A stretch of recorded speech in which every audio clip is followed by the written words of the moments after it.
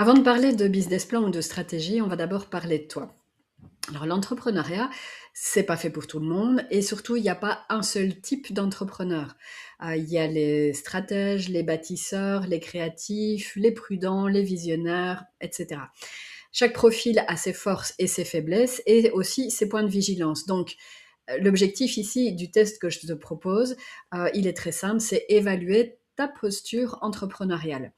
Non pas pour te dire si tu peux entreprendre ou non, mais pour t'aider à mieux te connaître, parce que bien se connaître, c'est aussi savoir comment bien construire son projet, et surtout comment bien s'entourer pour réussir, parce on remplit pas toutes les postures, et donc c'est important de savoir qui est complémentaire par rapport à ta posture ou quels outils vont être complémentaires pour t'aider à réussir ton projet. Donc, aujourd'hui, je te propose de faire le test Get2 qui va te donner une photo de ton profil aujourd'hui et ça sera un point de départ clair pour avancer avec lucidité et stratégie.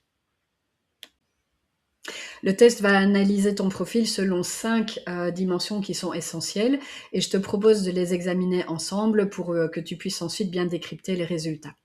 Alors le premier pilier, c'est le besoin d'accomplissement. Ici, si ton score est élevé, ça veut dire que tu es quelqu'un qui est déterminé, qui est orienté vers l'avenir et vers l'action.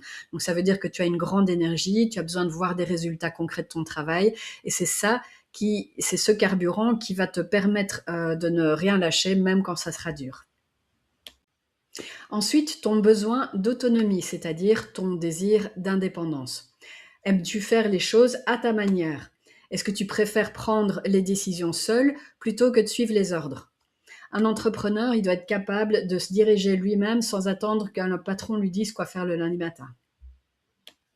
La troisième dimension, c'est la dimension créative. Alors attention, ici on ne te demande pas d'être un artiste, mais la créativité, c'est ta capacité à trouver des opportunités là où d'autres voient des problèmes. Donc c'est être imaginatif, être curieux et préférer la nouveauté à la routine. C'est ça qui va te permettre d'innover aussi face à tes concurrents.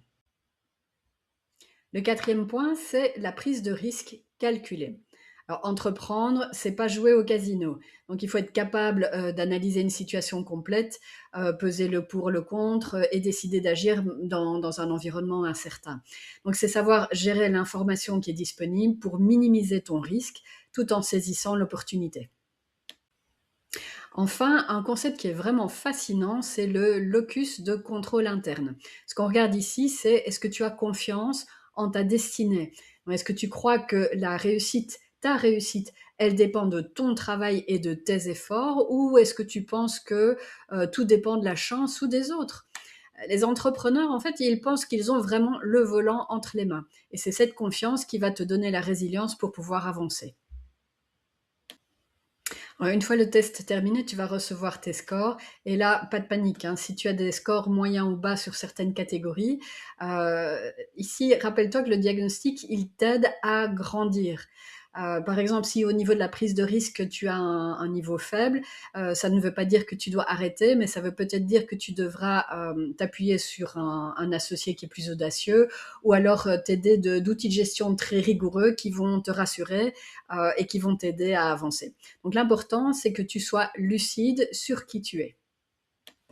Je t'invite maintenant à démarrer le test. Tu prends 10 à 15 minutes tranquille pour toi et surtout réponds spontanément parce que c'est ça qui va te faire vraiment découvrir qui tu es et qui nous permettra après de mettre en place ensemble un plan d'action qui est adapté vraiment à ta personnalité. Donc maintenant, à toi de jouer et découvre ton potentiel.